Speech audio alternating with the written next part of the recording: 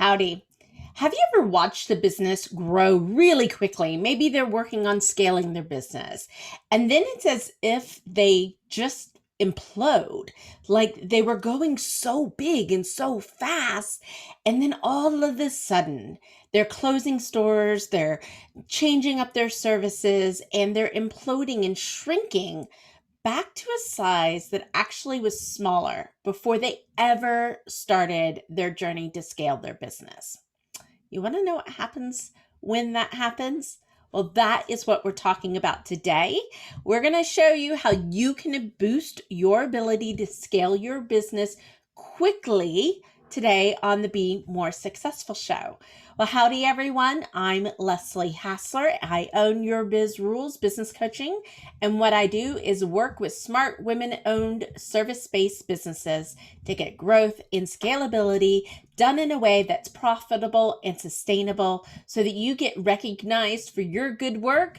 You're able to create a financial legacy and really positively impact your community. And today's topic, I think, is straight on the heels for last week's video. If you missed it, go back out and check that out. We were talking about 5 clear signs that you know that it's time to scale. Well, today it's all about, okay, how do we prepare? How do we ensure that all of this intention, effort, money that we're going to put into scaling the business will work? Now, wouldn't you love a guarantee? I would love a guarantee, but I don't have a magic wand and I don't have a crystal ball. But I do know from working with so many businesses across so many different industries that there are steps you can take, which, makes it more likely that you're going to be able to scale and scale profitably, sustainably, and quickly. So one of the questions that I ask, because what we don't want to do is we don't want to get into scaling our business and be chasing problems or trying to put out fires of having things surprise us because we're moving along at such a quick pace. We need to keep our eye on the prize, right? We don't need to get distracted by all of the things that we could have planned for, but we didn't. And there's one question. I want you to write this question down because it's such an important question for you to ask when you are getting ready to scale your business. If we were to triple or quadruple your business tomorrow, what would break? It's a really simple question, right? And think about it. Scaling a business puts a tremendous amount of pressure onto the business and onto the team. So if we can say, okay, let's just pretend for a moment that we turn the light switch on, don't you wish? That we turn the light switch on and suddenly we've doubled or quadrupled the business. Now, generally, that means more work. It means more clients. It means more team.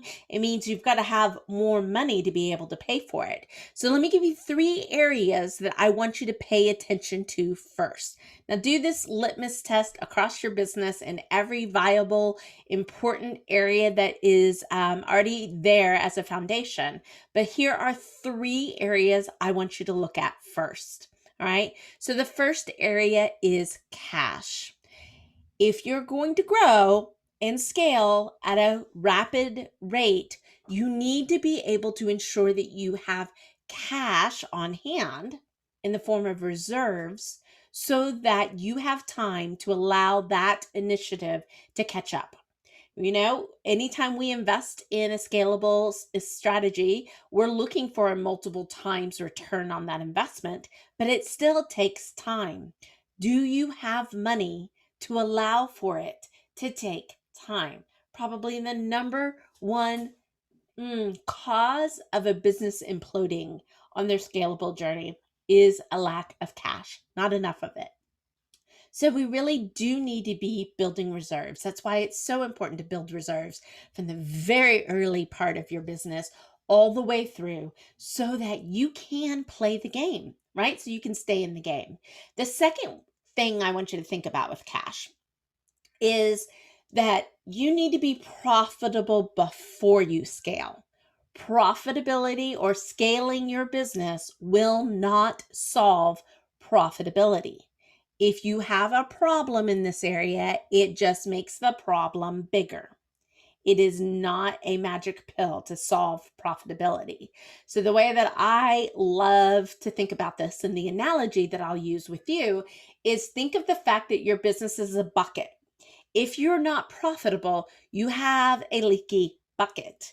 If I turn the faucet on to the bucket, it's just going to go out that much faster. It's not going to get a smaller hole. So fix profitability first. That's one of those preparatory things to do. Then I want you to think about your team. And there's three things that we're going to think about with the team. So team is our second uh, consideration, because you're going to put pressure and stress, especially if they're not used to the level of demand, especially if they're not used to the newness. There's a certain part of scalability which pushes people out of their comfort zone. We want to think about this beforehand. So I want you to think about, what is the capacity of your team? Have you noticed that while they say they're busy, and they likely are busy, they can boost production if they really needed to? It's the difference between being busy and being productive, right? Have you set up a culture of busy, or have you set up a culture of productivity? Is a really important question to think about. The next thing I want to ask you is, do you have the ability to hire quickly? Do you know who you need to hire, where you need to hire, and when you need to hire them? That's part of a hiring plan, right? And it just really helps you be prepared to say, oh, we've reached this amount of revenue, or oh, this amount of clients. We know we need to hire these three key positions. And even being able to hire just slightly ahead of when you need these three key positions puts your new personnel in so much of a better place to succeed and to just take off running. But you won't know that if you don't think far enough ahead.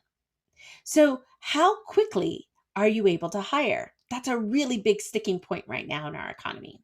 And then I will say, the next part of this is, how do you bridge the gap? So let's say we can't hire quickly because our market, employment, whatever's going on in the economy makes it really challenging to hire the people we need to hire. How do we bridge the gap? What type of subcontractors, part-time work, micro temporary costs that we could use in our business to bridge the gap? Because we can't allow things to fall through the cracks. We don't want to impact our third area. And perhaps this is is equally, if not maybe a little more important than the other two. And that is your customer experience. Look, if you've gotten to the ability to be able to scale, chances are you've been able to attract and retain your clientele in a fairly reliable way. They're likely referring people to you. This is all good stuff. But you've also set a precedence, and that precedence is the client experience.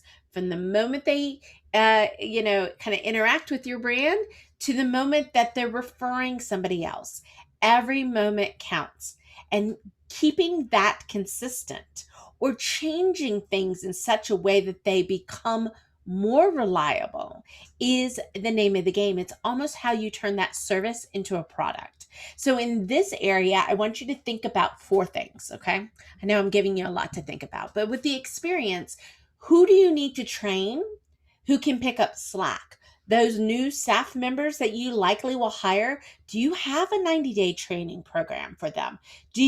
Have you written your job descriptions and your job ads to attract the right people from a culture perspective, from a mission and vision perspective, so that they can carry the torch on as you continue to scale your business?